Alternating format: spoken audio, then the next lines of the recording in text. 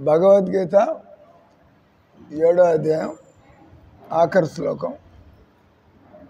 7వ అధ్యాయంలో ఎన్ని శ్లోకాలు ఉంటాయి? 30.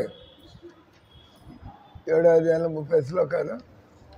ఈరోజు ఆఖరి శ్లోకం. ఈ అధ్యాయం పేరు భగవద్ విజ్ఞానం. శారదమ్మ రండి. మీరు ఏదో అది సెల్ ఫోన్ ఆపరేటర్లు అక్కడ కూర్చున్నారండి వాళ్ళకి అడ్డంగా. आगे आ जाओ तो ऑपरेटर तुम हो.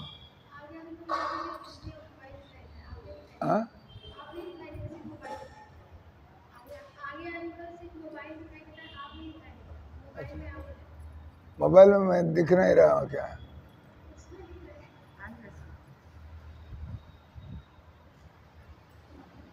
तब से इस साइड में बैठा. ठीक है. अभी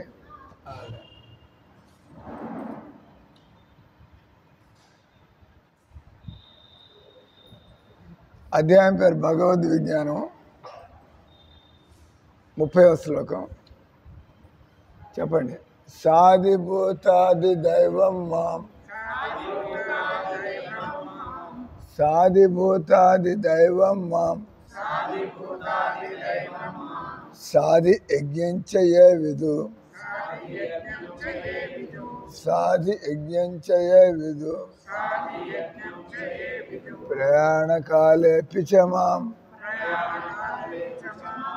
ప్రయాణకాలే పిచమాం, తే విదుర్యుక్తచేతసా, తే విదుర్యుక్తచేతసా, సాధిభూతాది దైవం మాం, సాధి యజ్ఞంచయే విదు, ప్రయాణకాలే పిచమాం, తే విదుర్యుక్తచేతసా. అనువాదం తాత్పర్యం శ్రీల ప్రభుపాదికి.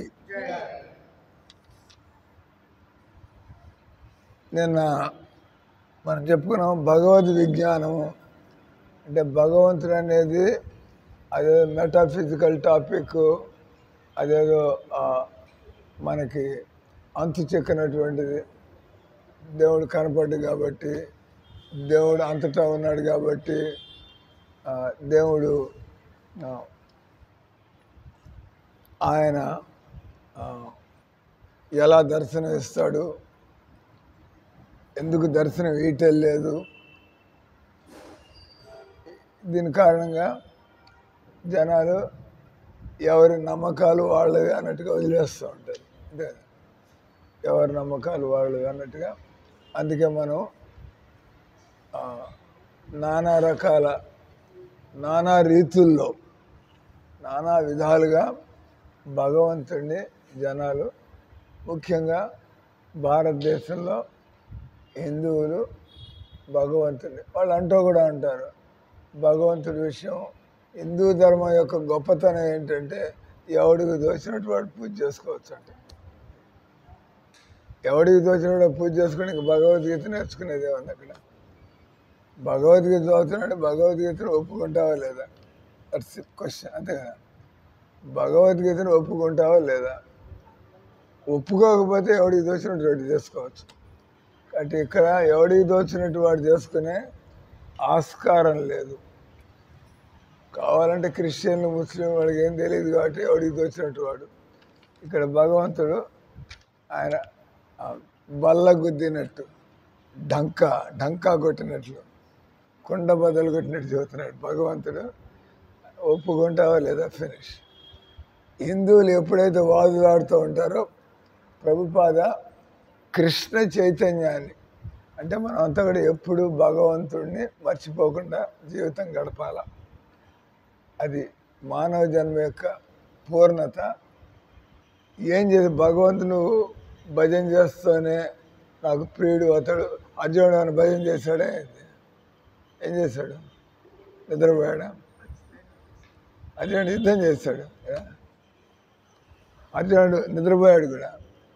అర్జునుడు గొప్ప భక్తుడని చెప్పడానికి అర్జునుడు నిద్రపోతున్నప్పుడే చూపించారు. మీ టాపిక్.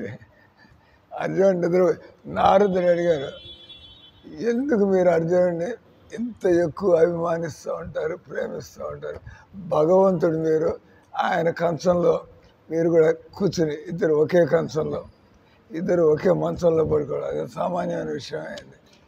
భగవంతుడేంది అర్జునుడితో పాటు ప్రేమ కొద్దీ ఇద్దరు ఒక మంచంలో పడుకోవడం ఫ్రెండ్స్ లాగా.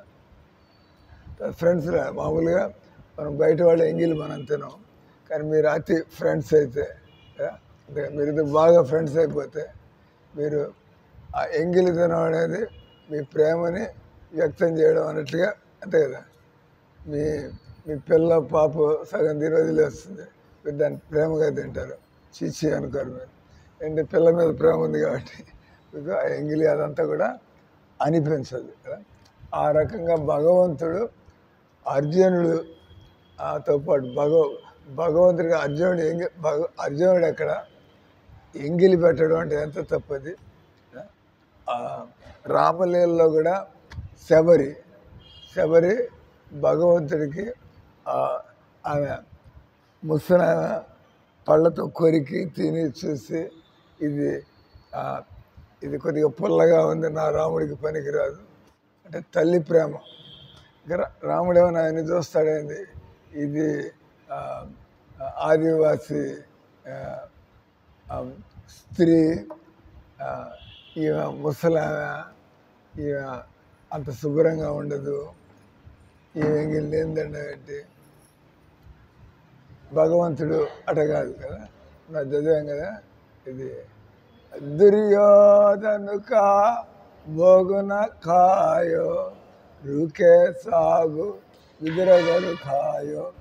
భగవంతుడు దుర్యోధనుడు 1000 వంటకాలంటే ఎక్కువ చేసి ఆయన చూపించుకుంటున్నాడు.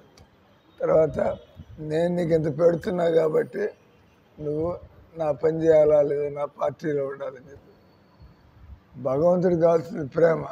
ఆయనకు 1000 వంటకాలు, ఆయనకేమైనా లోట, ఆయనకేమైనా అవసరమా? అవసరం లేదు. భగవంతుడు ఎక్కడైతే ప్రేమతో ఏది పెడితే ప్రేమతో భగవంతుడు ప్రేమ ఉన్న చోట తినడానికి వెళ్తాడు భగవంతుడు. అంటే ఆ పాటలు ఏం రాస్తున్నాడు ఆయన,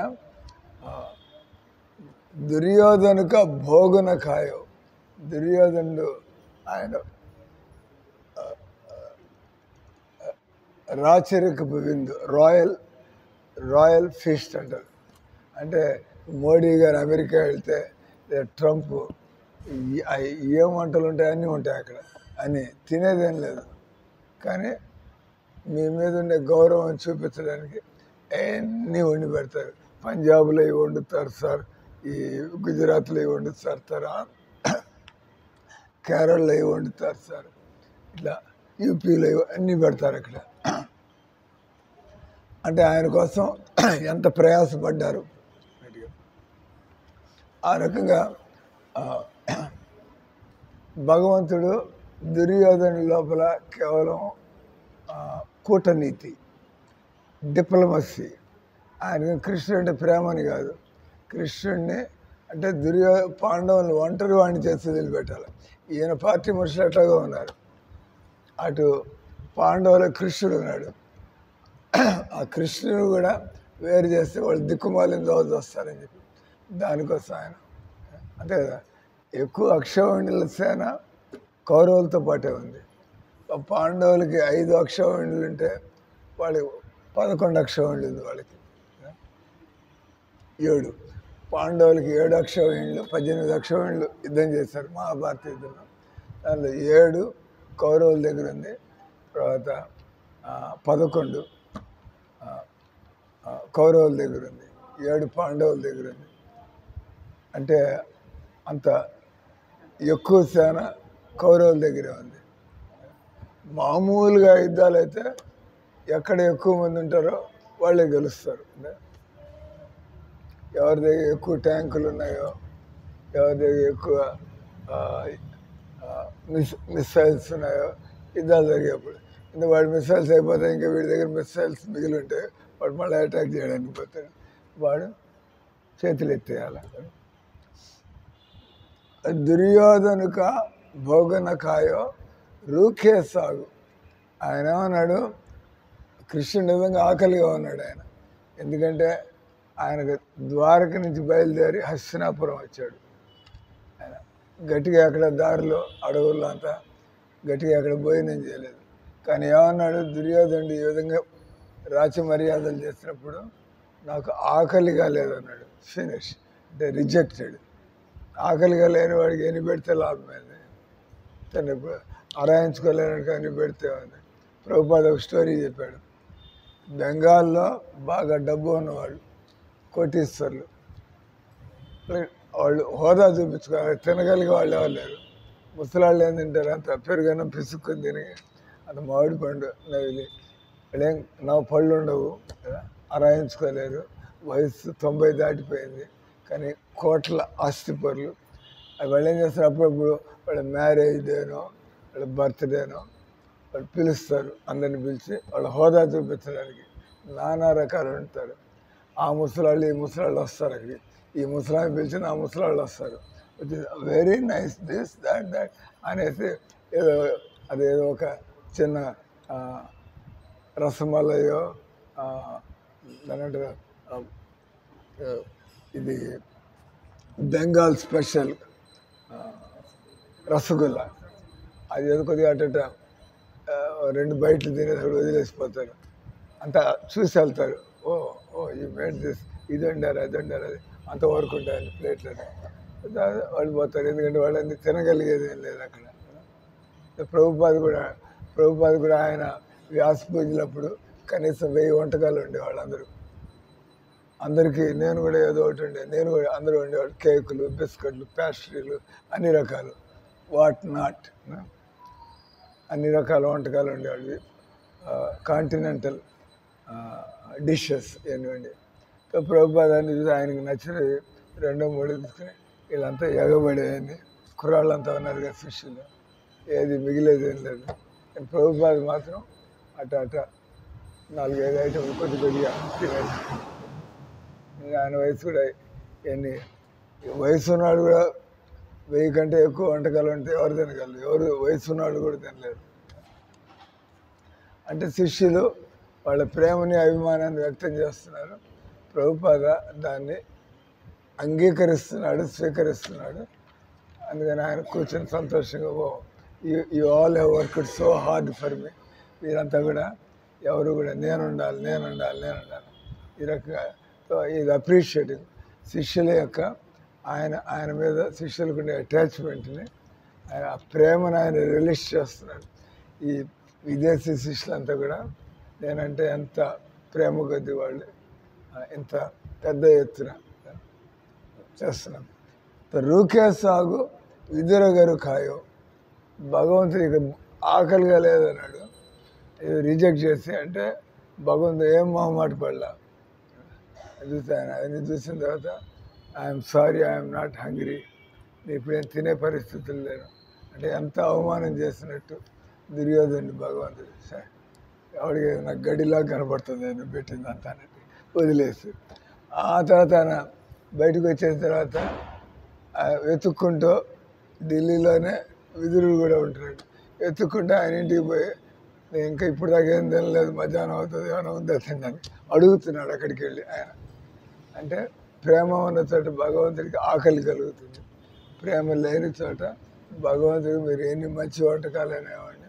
అది ఆయన పొద్దున మీ అసిస్టెంట్కి చెప్పింది. నాకు అది చేయడం వచ్చు, ఇది చేయడం వచ్చు, మనకు కావాల్సిన అది కాదు. తర్వాత పాయింట్ అది, ముందర నువ్వు మాలలు జపం చేస్తావా లేదా, ముందు నీకు భగవంతుడి మీద ప్రేమ ఉందా లేదా.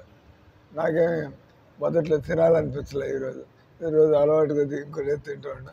ఈరోజు కొత్త వాళ్ళు ఎవరు అంటారు, ఏం ఆలోచన లేదు, వాట్ ఎవరు నా ఆలోచన. నేను రూమ్లో కూర్చున్నా కాబట్టి భక్తులకి ఇట్లా తినాలి అట్లా తినాలి వాళ్ళకి ఇంట్రెస్ట్ ఉండదు. వండేవాళ్ళు చక్కటి భక్తులు అయితే మీరు ఆ కిచిడి వండి టమాటో చట్నీ చేసినా కూడా బ్రహ్మాండంగా తిని ఇంకా తృప్తి కలుగుతుంది. వండేవాడికి భక్తి లేనట్లయితే తినేవాడికి ఆకలి ఉండదు భక్తుడైతే. అంటే ఇక్కడ ఈరోజు శ్లోకంలో ప్రభుపాద నా యందు లగ్నమైన చిత్తము కలవాడు, అంటే భగవంతుడి మీద లెవెల్స్ ఆఫ్ అటాచ్మెంట్, నాకు శాంతరసము, భగవంతుడు ఉన్నాడు, ఓ దండం బారేసి నా పనుల్లో నేను తిరుగుతూ ఉండాలి. ఒకటి శాంతరసం. దాస్యరసం, భగవంతుడు ఉన్నాడు, ఆయనకి ఏదైనా సేవ చేయాలి కదా, అంటే ఇంకో మెట్టు ఎదిగాడు వాడు కదా, దండం పడేసిపోవడం, మనం ఏదో దేవుడికి ఏదైనా చేయాలా అనేది ఆలోచన. ఆ తర్వాత ఇంకా ప్రేమ పెరిగితే మనం మన పిల్లలకి చేసుకున్నట్టుగా దేవుడికి కూడా నేర్చుకో. మీకు ఆలోచనలు వస్తాయి, ఈసారి దేవుడికి నేను గుడ్డలు గుట్టించేయాలా, ఈసారి నేను దేవుడికి చెప్పని పోగు స్పాన్సర్ చేయాలా. వాళ్ళంతా వాళ్ళకి మనం మన పిల్లల బర్త్డేకి ఇట ఖర్చు పెడుతున్నాం, అట ఖర్చు పెడుతున్నాం. మరి నాకు దేవుడు అంటే ప్రేమ ఉంది అని చెప్పుకుంటున్నాం. మరి ప్రేమ ఉన్నప్పుడు అంటే ప్రేమ కలగడం మంచిది, కానీ ఆ ప్రేమ కలగాలంటే అంటే wherever there is love, Radhanath Maharaj అంటూ ఉంటారు, ప్రేమ ఉన్న చోట అక్కడ త్యాగం అనేది ఉంటుంది, ప్రేమ ఉన్న చోట సేవ అనేది ఉంటుంది. ఎప్పుడైతే మనం ఇబ్బంది పడినా కూడా మనం ప్రేమించే వాళ్ళకి కొద్దిగా అట్ట చేస్తే బాగుంటుంది, ఇటు చేస్తే బాగుంటుంది. మనం ఇబ్బంది పడుతున్నాం, ఇప్పుడు వీళ్ళకి వయసు లేదు, పోవాలి మహారాజు గారిని స్టేషన్లో, ఆయన వయసు ఎవరైనా పంపించవచ్చు, నేను కూడా పోయి రావాలా, కొద్దిగా పోగలుగుతాం కాబట్టి అంత పోయే అంత చలాకీగా నడిచే పరిస్థితి ఏం లేదు, కానీ అటాచ్మెంట్ సో త్యాగము ఎక్కడైతే ప్రేమ ఉంటుందో మనం త్యాగం చేయడానికి తయారవుతాం. అంటే ఇక్కడ నా యందు లగ్నమైన చిత్తము, భగవంతుడు గ్రేడ్స్ లెవెల్స్ ఆఫ్ అటాచ్మెంట్. అది అంటే ఎవరు, ఒక శ్లోకం ఉంది భక్తిరసామృత సింధులో, దానిలో అంటాడు, నీకు కృష్ణ ప్రేమ కావాలంటే, నీకు కృష్ణ ప్రేమ కావాలంటే దానికి నువ్వు చెల్లించవలసిన మూల్యము లోభము అని ప్రభుపాద ఒకటి రెండు ఉదాహరణలు ఇస్తాడు. ఏంది, ఒక్కొక్క మిఠాయిల షాప్ ముందు నిలబడి ఉంటుంది, కుక్క దానికి కూడా తినాలని ఉంటుంది కదా, పొరిజంలో తిని ఉంటుంది, ఆ వాసనలు వస్తున్నాయి దుకాణంలో, చక్కటి తీపి వాసనలు, కారాల వాసనలు. అది కూడా ఒక బతుకున్న జీవే కదా, దానికి 4 ఏళ్ళాడుతూ ఉంటుంది, ఆ వాసన తినాలని చెప్పి, అంటే దానికి ఎంతో కోరిక, కానీ ఏం చేయగలదు, అది ఎవరు పట్టించుకోరు దాన్ని. కానీ ఎవడో మీలాంటి వాడు చూస్తాడు ఒక రోజంతా, వాడికి బుద్ధి పుడుతుంది. బృందావనంలో కోతులకి, బృందావనంలో ఎవడో వస్తాడు, మేమేం పట్టించుకోము, కోతులు తిరుగుతుంటే వాటి బతుకు వాడిది, మన దారి మంది. కానీ ఎవడో సేట్ గారికి ఆ కోతుల్ని చూసి, అది పాపం ఈ బృందావనంలో పుట్టినవి లేదా బృందావనంలో బతుకుతున్న కోతులు, మనం సేట్, ఇవి కూడా ఋషులు ముళ్ళు అయి ఉంటాయి, ఇవి కూడా భక్తులు అయి ఉంటాయి, వాటి ఒక జన్మ ఇక్కడ గడుపుతున్నాయి అని చెప్పి ఆయన ఆ దుకాణం దగ్గర ఆర్డర్ చేసి, మొత్తం నా బఠానీలు కోతులకి వేసేయండి, ఆ అరటిపళ్ళు కోతులకి పెట్టండి, ఆ బిస్కెట్లు కోతులకి వేయండి, వాటి ఫీస్ట్ లాగా బిస్కెట్లు పెట్టించాడు. ఎంత ఆయన 10,000 రూపాయలు 15,000 ఖర్చు పెడతాడు ఇంతమంది కోతులకి. అంటే కోతులు వాటంతటా ఒక బిస్కెట్ కూడా తెచ్చుకోలేవు, ఏం తెచ్చుకోలేవు, ఎవడైనా పడేస్తే తప్ప కదా. కానీ అవి ఎంత లోభంతో ఎదురు చూస్తూ ఉంటాయి, ఎవడొచ్చి మనకు కొద్దిగా పడేస్తాడని చెప్పి. ఆ రకంగా ఒక కుక్క ఎంతో చక్కటి వాసనలు వస్తున్నటువంటి రుచిగా ఉండే దుకాణం ముందు పడి ఉంటుందో, ఎవడైనా తినేసి పొట్లం బారేస్తే అది నాకుతూ ఉంటుంది అక్కడికి పోయి, దాని అంటే గ్రీడ్. కాబట్టి భగవద్భక్తి అనేటువంటి కృష్ణ భక్తి అది కుతోపి లభ్యతే తత్ర మూల్య లౌల్యంచ, లౌల్యం అంటే గ్రీడ్. ఎవరికైతే నాకు జీవితంలో కృష్ణ భక్తి తప్ప ఏది వద్దు, దాని ఏదో మనం ఫార్ములా లాగా అంటే కాకుండా, అంటే గ్రీడ్ అంటారు. అంటే ఎవరికైనా నిజంగా సాధన చేస్తుంటే వాడు, కాబట్టి ఆశ్చర్యంలా కొంతమంది అన్ని ఏదో బిల్డింగులు రాసేస్తూ ఉంటారు, వాళ్ళు ఆస్తులు రాసేస్తూ ఉంటారు, వాళ్ళు కోట్లు కోట్లు ఖర్చు పెడుతూ ఉంటారు. Nothing surprising. ఎందుకంటే భగవంతుడి కోసం ఏం ఖర్చు పెడితే ఎక్కువ అవుతుంది. భగవంతుడి కోసం ఎంత ఖర్చు పెట్టినా కూడా అంత ఆయన ఇచ్చిందే. మనం ఆయన ఖర్చు పెట్టకపోయినా మనం వదిలిపెట్టిపోవాల్సిందే. అదేదో మన చేతులతో మనం దేవుడికి చేసుకుంటే మనకి మంచిది కదా. అందుకంటారు మరి మధ్యలో పిల్లలు ఉన్నారు కదా, వాళ్ళకి ఏం చేయాలి? మధ్యలో అందుకే గృహస్థులకి మధ్యలో పిల్లలు, ఆ పిల్లల మీద ప్రేమ, అది కూడా అంటే వాళ్ళకి కృష్ణుడి మీద ప్రేమ కలిగితే కృష్ణుడు వాళ్ళని చూసుకుంటాడు కదా. మనం ఆస్తులు ఇచ్చినంత మాత్రం పిల్లలు ఏమైనా సుఖపడతారా? వాళ్ళ తలరాత్రుల్లో సుఖం లేకపోతే ఆ డబ్బులు వాళ్ళని చెడగొట్టచ్చు, ఆ డబ్బులు వాళ్ళకి పొగరు రావచ్చు, వాళ్ళ వ్యసనాలకి బానిసలు అవ్వచ్చు. ఆ డబ్బులు ఉన్నా కూడా వాళ్ళకి ఇంట్లో ఏదో గొడవలు, వాళ్ళ మనశ్శాంతి లేకపోవచ్చు. డబ్బులు ఉన్నాయి కానీ ఇంట్లో మొగుడు పెళ్ళానికి పడకపోతే డబ్బులుండి కూడా లాభం ఏంది? అంతే కదా. ఈ రకం కాబట్టి విషయం అనేటువంటిది కేవలం డబ్బులు మనకి ఆ ప్రేమ అనేది ఉందా లేదా.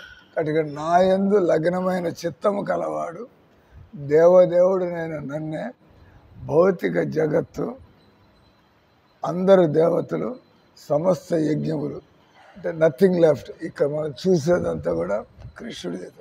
ఈ దేవతలు మనకేమి ఆ శివుడు, బ్రహ్మదేవుడు, కృష్ణ భక్తులకి వేరుగా వాళ్ళని పూజించాలని అట్లా వాళ్ళకి తెలుసు.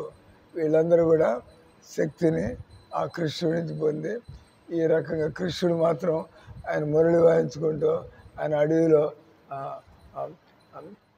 ఆకులు పూలు మాలలు వేసుకుని ఆయన ఏం లేని వాళ్ళలాగా. కానీ ప్రేమ ఉన్న వాళ్ళకి అదే నచ్చుతుంది. దాన్ని అంటారు మాధుర్యం. భగవంతుడు ఈ కిరీటాలు, బంగారు కిరీటాలు పెట్టుకుని ఆయన కవచాలు వేసుకుని, అదే రథయాత్ర సీన్ ఏంది, గోపికలు కురుక్షేత్రంలో కృష్ణుడిని కలుసుకున్నారు. వాళ్ళు చిన్నప్పుడు గోపికలు కృష్ణుడు చక్కగా వాళ్ళంతా వనమాలలు తయారు చేసి ఇచ్చి, వాళ్ళంతా కృష్ణుడికి మజ్జిగ ఇచ్చి, లడ్డూలు ఇచ్చి, ఇక్కడ ఆయన ద్వారకాధీష్ అంతా పెద్ద మంది మార్బల్యము, ఆయన మంచి రాజ దుస్తుల్లో ఉండి, కానీ గోపిలకి ఏమి ఇంప్రెస్ కాలే.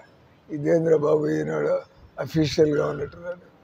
మనతో పాటు చక్కగా కూర్చొని ఇంతకుముందు మనం అంతా కలిసి ఆ పెరుగన్నమే లాక్కుని పీక్కుని తినడం, అది బాగుంది. కానీ ఇదంతా ఎవరికి కావాలి? గోపికలు. దాన్ని అంటారు మాధుర్యం.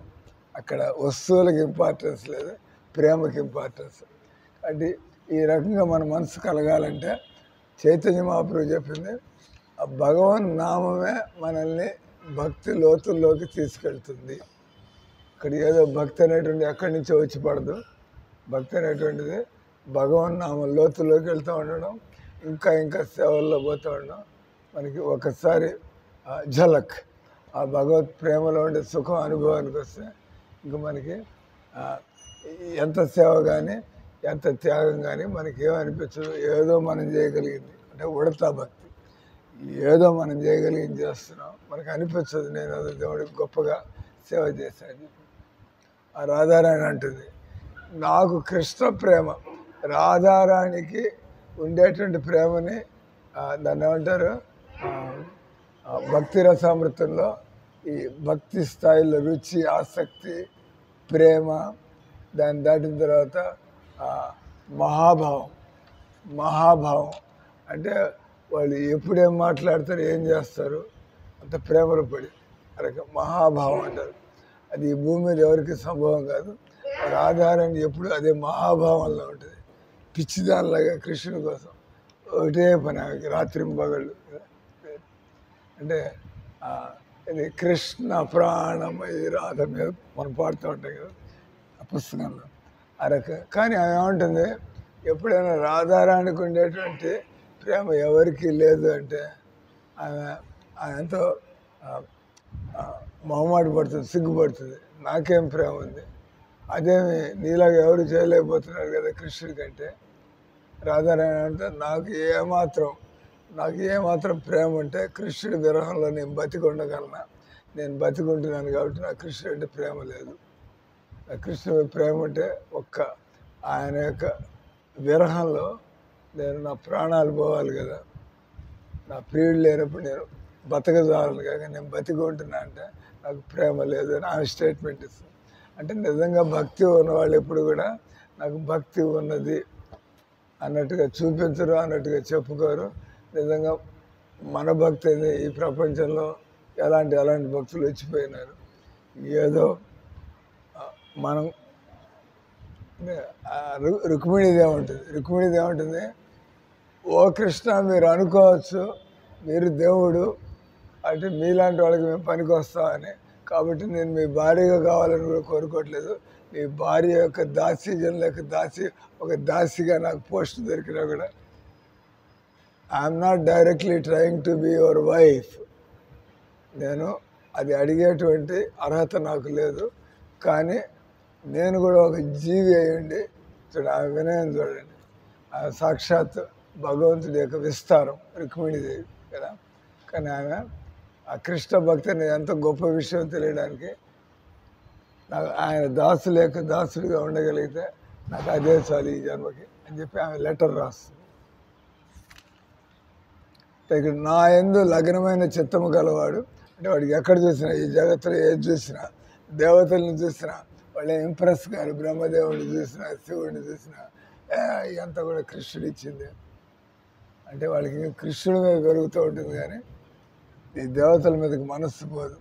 సమస్త యజ్ఞములను నియమించువాడుగా తెలుసుకొని మరణ సమయం ఉంది అంటే ఎవరికైతే ఇంత పిచ్చెక్కుతుందో కృష్ణ భక్తి అప్పుడు అవకాశం ఉంది. ఈ శరీరం మనం చనిపోతున్నప్పుడు మామూలుగా మనకి అన్నీ ఇబ్బంది పెడుతూ ఉంటాయి. మన తలకాయ ఇబ్బంది పెడుతూ ఉంటుంది, మనకి జ్ఞాపక శక్తి పోతుంది, గుండె పని చేయట్లేదు, ఊపిరితిత్తులు కిడ్నీ పని చేయటం లేదు, గొంతు పని చేయట్లేదు.